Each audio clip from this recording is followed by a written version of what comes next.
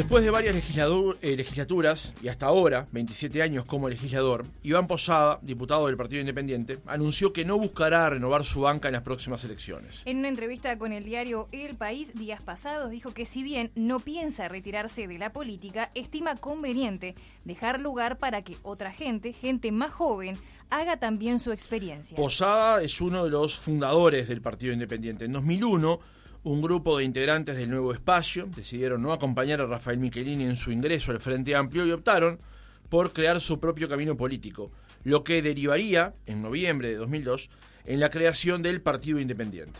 ¿Qué le espera ahora en su carrera política? ¿Qué peso tiene hoy el Partido Independiente en la coalición de gobierno? Lo conversamos en nuestra entrevista central con Iván Posada, diputado del Partido Independiente. ¿Cómo le va, Posada? Buen día, gracias por acompañarnos. Buen día, es realmente un gusto estar con ustedes. Podríamos conversar por varios lados, sobre todo esta última información con respecto a la razón o los motivos que lo llevan a anunciar que en la próxima elección no buscará renovar su banca, pero prefiero comenzar por el pasado. ¿Cuándo comenzó su actividad política y en dónde? Mi actividad política comenzó en el año 1984, en la lista 99. Yo integré en ese año ya el primer comité ejecutivo nacional del entonces Movimiento por el Gobierno del Pueblo, de la lista 99, especialmente acompañando a Hugo Batalla y a tantos otros compañeras y compañeros muy queridos, que por cierto constituyen para mí siempre la referencia desde el punto de vista político, porque su actuación en el ámbito público realmente desde nuestro punto de vista sigue siendo un ejemplo. Uh-huh. Fue duramente atacado también en su momento cuando Batalla decidió cambiar, optar por ir a la fórmula con Julio María Sanguinetti. ¿Qué recuerda de ese episodio? Bueno, allí nosotros tuvimos justamente la separación. Hugo era una persona realmente entrañable, muy querida. Fue para todos nosotros un episodio muy doloroso, pero no compartíamos esa decisión política de volver al Partido Colorado y conformamos en aquel momento, junto a Rafael Michelini, fundamos el Partido del Nuevo Espacio. Uh-huh. Y allí había una serie de expectativas marcadas con la creación del Nuevo Espacio, con una campaña que fue moderna en su momento, con un candidato joven que se presentaba allí, pero que también tenía una historia, ¿no? ¿Qué fue el Nuevo Espacio en su origen? Y bueno, fue realmente ¿Fue una continuidad o fue algo nuevo? No, fue en muchos aspectos una continuidad, porque nosotros siempre creímos en un camino propio, en un camino donde realmente expresáramos lo que eran nuestras convicciones políticas, y con la libertad y la independencia que era necesaria en un esquema como el uruguayo, que caminaba hacia una polarización política, que de hecho hoy la tenemos, y que nosotros creíamos que era posible crear una cuña entre los dos grandes bloques existentes, entre el bloque del Frente Amplio y el bloque de los partidos tradicionales, y el Nuevo Espacio de alguna manera reflejó esa idea. Y por cierto, tuvo un apoyo en aquel momento, estamos hablando del año 1994, un apoyo del orden de los 105.000 votos que permitió en aquel momento a Rafael obtener un cargo en el Senado. 5,2% de la elección, si no recuerdo mal. Aproximadamente, sí, exactamente, unos 105.000 votos, para decirlo. Y además obtener, 5 diputados, ¿no? Uh-huh. En ese camino propio y en esa independencia que buscaban en esa instancia, después no pudieron compartir la decisión que una parte de ese Nuevo Espacio tomó de adherirse al Frente Amplio. Es así, así como había habido un tironeo desde el Partido Colorado, de uno de los bloques, cuando se da el quiebre en el Partido por el Gobierno del Pueblo, años después tuvimos un tironeo desde el lado del Frente Amplio, y bueno, nosotros no compartimos ese camino, y junto a Pablo Mieres y otros tantos compañeros, como en aquel momento Ricardo Falero, conformamos el Partido Independiente. Uh-huh. en ese momento, cuando conforman el Partido Independiente, ese espíritu del camino propio y la independencia seguía siendo parte o siendo nuclear a la hora de tomar esa determinación, o también se apoyaron en otras decisiones, como por ejemplo no compartir algunas de los posicionamientos que tenía en ese entonces el Frente Amplio.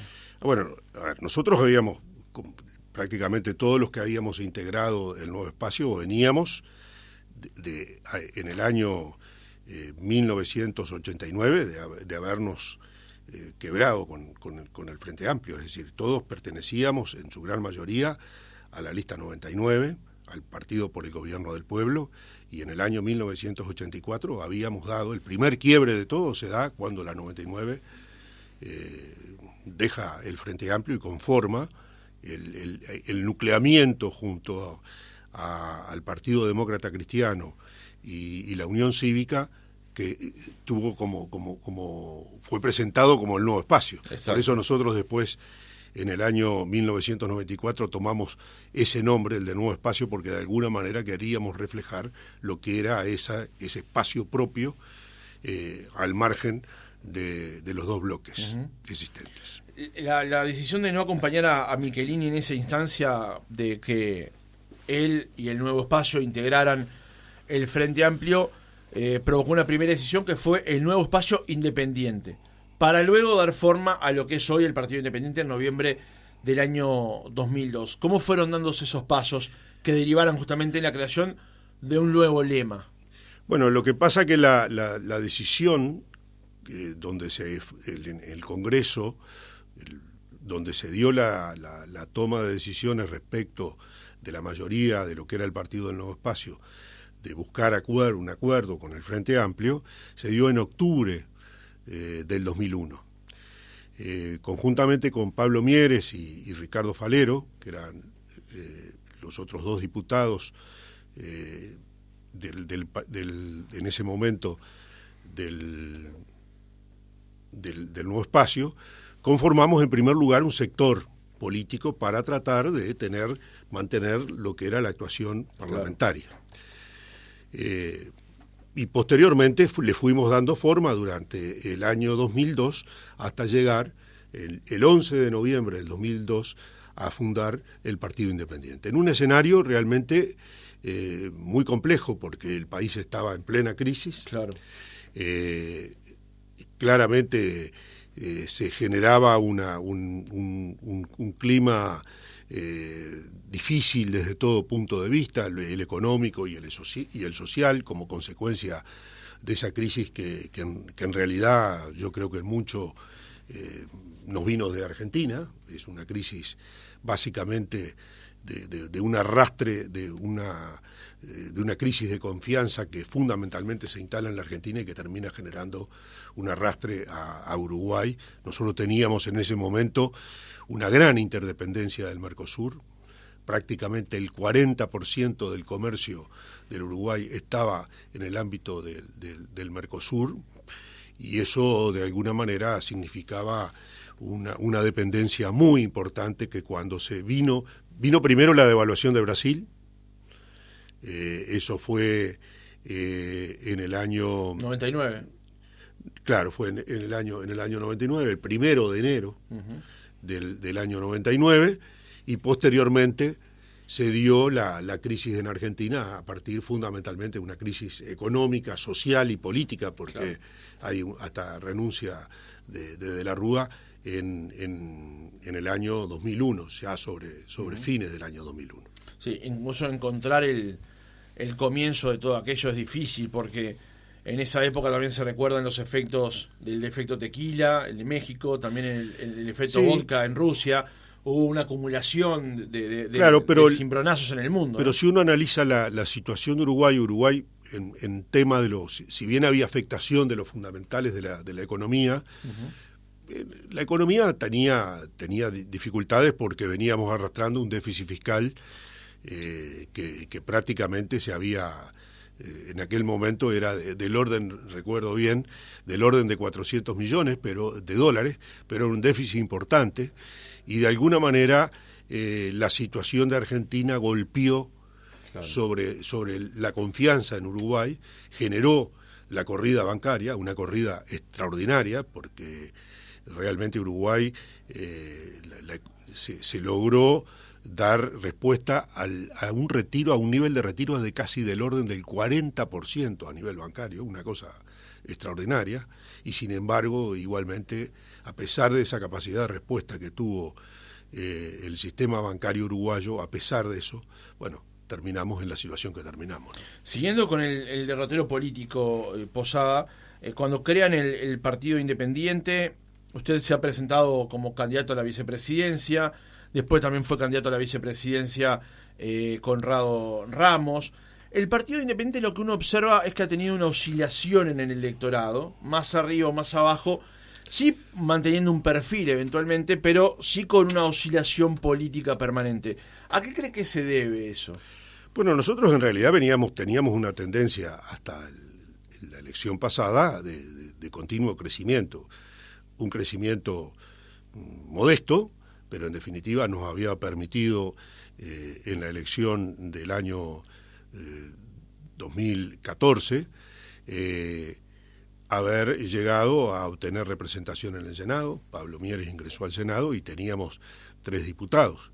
Quien habla, Daniel Radío y el diputado Heriberto Sosa, que volvía después de una larga trayectoria a ser diputado por el departamento de Maldonado, lo cual de alguna manera era también una reivindicación histórica de alguien que nos había acompañado durante todo este trayecto y que venía también de la histórica lista 99. Uh-huh. Posada, ¿cómo está viendo el desempeño del Partido Independiente dentro de lo que ha sido la coalición de gobierno? Bueno, yo creo que, yo les comentaba fuera de micrófonos, a lo que fue indudablemente el peor desempeño electoral, el peor momento político del Partido Independiente, que sin duda fue en la elección pasada, le siguió el mejor momento desde el punto de vista político, porque por primera vez muchos compañeros y compañeras del Partido Independiente tenían la posibilidad de desarrollar desde la gestión, la ejecución de políticas públicas. Y de hecho, nosotros creemos que, por ejemplo, Pablo Mieres ha hecho una gran tarea en el Ministerio de Trabajo y Seguridad Social, en esa siempre importante y definitoria tarea que es el tema de la conciliación entre el trabajo y el capital. Es un tema siempre candente, siempre genera rispideces, y yo creo que a lo largo de este gobierno se ha venido dando muestras de una conducción del ministerio con un equipo que, hay que decirlo, es un equipo de toda la coalición de gobierno, pero que en definitiva ha estado a la altura de las circunstancias y realmente mirando hacia atrás uno recuerda que a pesar de las circunstancias extraordinarias que vivió el país, porque este gobierno también ha sufrido una crisis muy importante como consecuencia de la pandemia, una crisis que tuvo derivación en lo económico y en lo social y que tuvo impacto particularmente en el tema del salario, porque las circunstancias determinaron que el Uruguay estuviera con muchas dificultades durante los años 2020 y 2021, sobre todo en aquellas actividades vinculadas al turismo, a los servicios, la gastronomía, los eventos sociales, bueno, una serie de actividades que quedaron totalmente planchadas como consecuencia de la pandemia. Y otros compañeros que como por ejemplo Conrado Ramos, que se desempeña como director de la Oficina Nacional de Servicio Civil y que está llevando adelante una propuesta de reforma de la carrera administrativa del sector público, especialmente de la Administración Central, o Mónica Botero en el Instituto Nacional de Mujeres, Daniel Radío en la Secretaría de la Junta Antidrogas, Javier Lacida como presidente del Instituto Nacional de Educación Educativa. Es decir, hay una serie de compañeros, hay varios más que estoy no nombrando, pero que en definitiva están cumpliendo satisfactoriamente lo que es una gestión pública que yo creo que tiene realmente mucho más luces que sombras. Ayer en una entrevista con el diario El País, el ministro Mieres decía que sin el Partido Independiente la coalición de gobierno se hubiese ubicado más a la derecha. Le quiero preguntar sobre eso, si comparte ese término. Y había otra referencia, otra reflexión del ministro, también es que aquel momento del Partido Independiente con un senador y 3 diputados le había dado un peso legislativo, pero ahora tenía un peso en la gestión del gobierno, Exacto. donde se puede advertir otras características de todos esos funcionarios que usted nombró. ¿Comparte esa reflexión también? Totalmente. Yo creo que hay desde ese punto de vista un cambio significativo. El partido tiene una presencia en lo que es la gestión de este gobierno realmente muy importante, y eso se ve en la propia generación de noticias diarias. Es decir, la participación del Partido Independiente es muy importante, y yo creo que sí, que el Partido Independiente de alguna manera ha sido un ancla hacia el centro izquierda que ha tenido esta coalición, porque nuestra forma de actuar y nuestra forma de ver la realidad del país sigue siendo la misma que cuando conformamos el nuevo espacio, o cuando conformamos el Partido Independiente en una actuación exclusivamente como en una expresión única, ¿verdad? Entonces, ¿por qué cuando está en el mejor momento político del partido, su diputado, que ha estado presente en todas las legislaturas desde que el mismo se fundó y desde antes también, decide ahora no ir por la renovación de su banca? Bueno, entre otras cosas porque yo creo que ha llegado, son 10 años como edil por el departamento de Montevideo, en ese caso representando al Partido por el Gobierno del Pueblo, a la lista 99. Y después 30 años se van a cumplir al término de esta legislatura en el ámbito de la Cámara de Diputados. Yo creo que ya es realmente una larga trayectoria. Al final de esta legislatura yo voy a estar con 71 años. Tiempo más o mejor dicho, años más que cumplidos, y que indudablemente creo que desde el punto de vista de generar una instancia de renovación partidaria es clave que en el ámbito de lo que sean las candidaturas a la Cámara de Diputados por parte del Partido Independiente se genere una sana competencia de forma de fortalecer también el propio Partido Independiente. ¿El Partido Independiente ha trabajado en la formación para esa renovación? Bueno, yo creo que sí, que hay gente que realmente tiene más que sobradas trayectorias como para aspirar a representar al partido en el ámbito de la Cámara de Diputados. Creo que hay muchos compañeros y compañeras que ciertamente pueden desarrollar y aportarle mucho al partido y al país desde esa representación. Posadas, la función de Mieres justamente al frente del Ministerio de Trabajo ha sido clave, pero ¿ustedes piensan que dentro de los ejes que van a estar para las elecciones, el trabajo va a ser, por ejemplo, un factor predominante dentro de las preocupaciones para las elecciones de 2024? ¿Por dónde piensa que pueden pasar los temas? No, yo creo que los temas del país van más bien por otro lado, ¿no? Yo creo que hay desafíos que tiene nuestro país que van a estar en la discusión, ya lo están. El tema de la transformación educativa es uno de los temas clave. Yo creo que a veces los uruguayos hemos perdido de vista que la clave del desarrollo económico y social de un país y su sostenibilidad en el tiempo depende del conocimiento. Yo hago referencia siempre a un estudio que se ha hecho de lo que fue la evolución de nuestro Producto Interno Bruto per cápita. En los años 50, Uruguay tenía un nivel de ingreso per cápita muy superior a muchos países europeos. Ni hablar de países que hoy constituyen, digamos, como una referencia, el caso de Finlandia, Suecia. Sin embargo, a lo largo del tiempo, Uruguay se fue rezagando del resto del mundo en términos de ingreso per cápita. Y esos países crecieron sustancialmente su nivel de ingresos per cápita, es decir, mejoraron la calidad de vida de su gente. Y cuando uno analiza qué factores fueron determinantes para que eso sucediera, es el conocimiento. Es decir, la generación de conocimiento como base de desarrollo económico y social de una sociedad, de una mejora sobre todo un desarrollo desde el punto de vista humano. Esa es la clave que explica el desarrollo sostenible de naciones como Finlandia, por ejemplo. Nosotros nos rezagamos en el tiempo y necesitamos realmente generar una verdadera revolución, una verdadera transformación en materia educativa para ponernos de nuevo a rueda de ese mundo que sigue multiplicando su desarrollo en muchos menos años de lo que lo hacía hace 50 o 60 años atrás. Ese es un gran desafío para el Uruguay. Ese tema hoy está incipientemente planteado por este gobierno, pero en ese compromiso yo creo que le va la vida al país. Hay otro tema que en el Partido Independiente nos preocupa especialmente.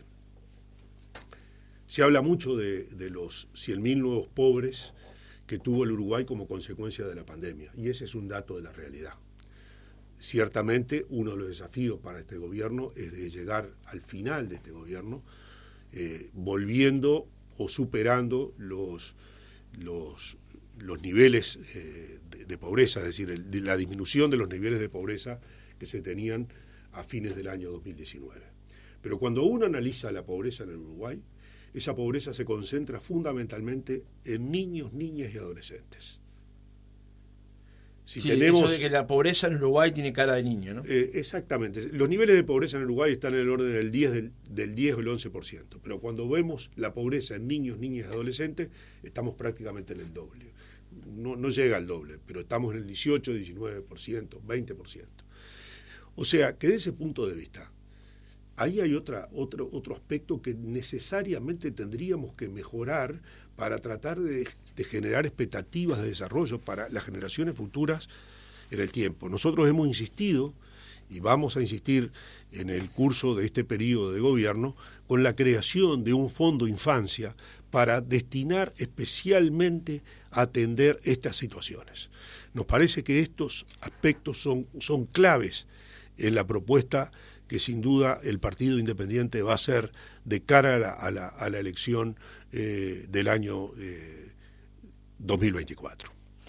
Bien, antes de finalizar el reportaje, me gustaría consultarle por una reunión que se va a llevar adelante en el día de hoy, que fue propuesta por el senador de Cabildo Abierto, Guido Manini Ríos, donde lo que buscan es justamente integrar a todos los partidos de la coalición y generar como preacuerdos en temas de importancia. Esta reunión va a ser hoy a las 6 de la tarde. ¿Cuáles son esos grandes temas de importancia que van a estar sobre...? En realidad, esta fue una reunión que pidió Cabildo Abierto. Tenemos entendido que se la pidió a todos los partidos de la coalición. Seguramente el Partido Independiente fue el que tuvo la primera respuesta y por eso se ha generado más una noticia. Pero en realidad lo que vamos a hacer es escuchar, porque no se nos adelantó en la nota cuáles eran los tópicos que se pretendían conversar.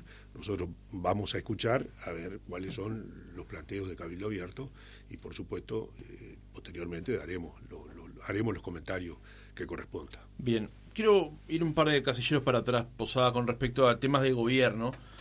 El gobierno está promediando ya su gestión. Usted la mitad. Exactamente, pasamos la mitad. Exactamente. Está allí el tema empleo, recuperación del salario. En este momento, y sabiendo que queda justamente la otra mitad, que es la mitad de menos peso, digamos, también pues ya la gente empieza a mirar con ánimo electoral el calendario. ¿Qué cree que es el mojón de este gobierno? ¿Cuáles son las transformaciones que este gobierno va a poder golpearse el pecho de cara a la próxima elección? Bueno, yo creo que esto que hablábamos de la transformación educativa, de haber comenzado en forma retrasada, porque la realidad es que la pandemia, este era un tema prioritario para el gobierno, y la pandemia hizo que en definitiva recién en este año estemos hablando de la transformación educativa. Este es un tema clave. ¿Pero es un tema que trae votos? No sé si trae votos, pero lo que pasa es que si el país no realiza estos cambios, vamos a seguir teniendo o aumentando ese rezago que tenemos con respecto al resto del mundo. Uruguay necesita que su gente tenga un nivel de preparación mucho mayor del que tenemos. Y eso significa educación, mejorar sustancialmente los niveles educativos de nuestro país. El conocimiento, como decía, constituye una de las claves del desarrollo. No se puede inventar la rueda. Esto es así, esto es lo que pasa en el resto del mundo. Y consecuentemente, si nosotros no logramos tener niveles de conocimiento mucho mayores de los que tenemos hoy, y sobre todo romper con esa brecha social que se genera, donde en definitiva los sectores de ingresos más bajos son los que quedan más rezagados, bueno, no tenemos realmente posibilidades de superar aspectos de carácter social que son los que nos golpean por otros lados, por el lado del tema de la delincuencia y demás, pero en muchos otros aspectos que indudablemente son los que generan ese cuestionamiento del desarrollo futuro del Uruguay. Y el otro aspecto que yo creo que el gobierno lo está planteando y lo está poniendo arriba de la mesa, y veremos a ver cómo en definitiva se desarrolla, es el tema de la reforma de la seguridad social. También hubiéramos querido que esa reforma estuviera planteada al comienzo del gobierno, pero bueno, se dio la situación en primer lugar de la pandemia, se dio la situación también del referéndum contra la ley de urgente consideración, todos temas que de alguna manera fueron postergando sobre todo poner en el papel una propuesta de reforma de la seguridad social. Hoy yo creo que está bastante avanzada, las conversaciones que se desarrollaron a nivel de la propia coalición sobre la base del anteproyecto, yo creo que por lo menos para el Partido Independiente fueron satisfactorias, y esperamos que en el curso de fines de este mes, principios del mes de octubre, bueno, haya un proyecto de ley en el ámbito parlamentario. Ese es un tema también clave. Pero hay otro aspecto que quizás se valora menos porque no lo vemos. Hay cambios que se hicieron desde el punto de vista de la gestión de los recursos públicos que para nosotros son determinantes. El Partido Independiente, en solitario, en el ámbito parlamentario, insistimos durante varias legislaturas en el tema de la regla fiscal.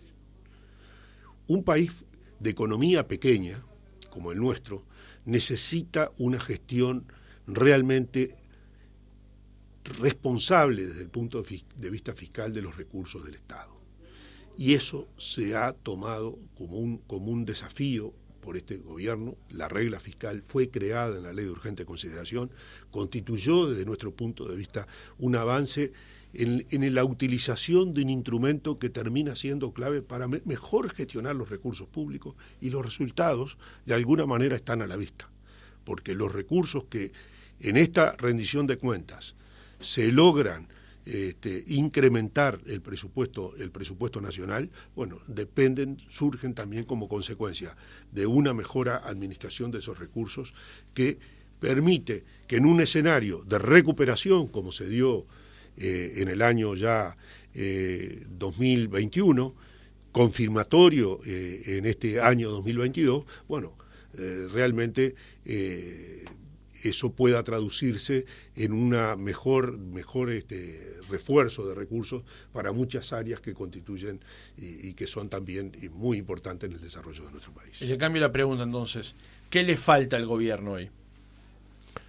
¿En qué sectores, por ejemplo, vivienda, bueno, inseguridad? Algunos lo planteábamos claramente. Uno de los temas era atender el tema de la pobreza al nivel de la niñez, sobre todo de la niñez y de adolescencia. Ahí tenemos un desafío, por eso en lo que refiere al Partido Independiente nosotros pensamos poner este tema arriba de la mesa en lo que queda de este año 2022 para ver si durante el año 2023, a partir de la rendición de cuentas del 2023, se pueden hacer esfuerzos extraordinarios para llegar a la instancia del último año de este gobierno con realmente cambios significativos en lo que es la pobreza como especialmente a nivel de los niños, niñas y adolescentes, es decir, a tratar de generar un proceso de superación de esos niveles de pobreza que para nosotros son parte de las barreras que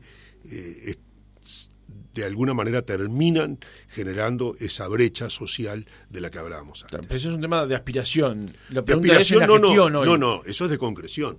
Eso es de alguna manera de generar instrumentos para que verdaderamente haya una respuesta de forma tal de que se puedan medir resultados de aquí al final de este gobierno con cambios realmente significativos desde ese punto de vista. Pero en la visión de la gestión de los instrumentos de hoy, ¿dónde cree que está eventualmente? Tal vez no haya, pero ¿Dónde cree que está la falla del gobierno? ¿Qué le está faltando al gobierno? Yo no veo particularmente fallas. Lo que veo es que, este gobierno arranca el 13 de marzo, arranca el primero, pero 13 días después tiene instalada una crisis. Y acá me parece que de parte de la oposición, particularmente del Frente Amplio, no se valoró que esa era una situación crítica. Realmente hubo sectores de nivel de actividad, los nombrábamos hoy, todos los vinculados al turismo, eventos sociales, gastronómicos, todos pasaron a tener de la noche a la mañana un ingreso cero, a generar cero de ingresos. Eso tuvo un impacto en el mundo del trabajo, tuvo un impacto social. Toda la gente eso también se muestra, toda la gente que vivía de actividades muchas veces vinculadas generando un pesito en la calle, con venta de artesanías y demás, toda esa gente también pasó a tener cero de ingresos. Eso, se reflejó claramente en el aumento del nivel de pobreza, pero se reflejó realmente en una baja del nivel salarial.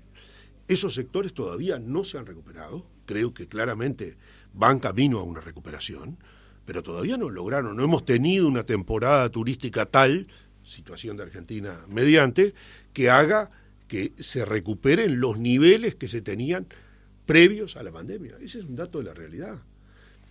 Felizmente, el país en otras áreas viene creciendo extraordinariamente. Los datos recientes hablan de un crecimiento de 7, más del 7%. 7,7. 7,7, había sido al 8,2, creo que había sido en el primer trimestre sobre el primer trimestre del año 2021. Ahora, en el semestre, estamos hablando de un 7,7. Y, por cierto, hay niveles de actividades que están disparados, felizmente.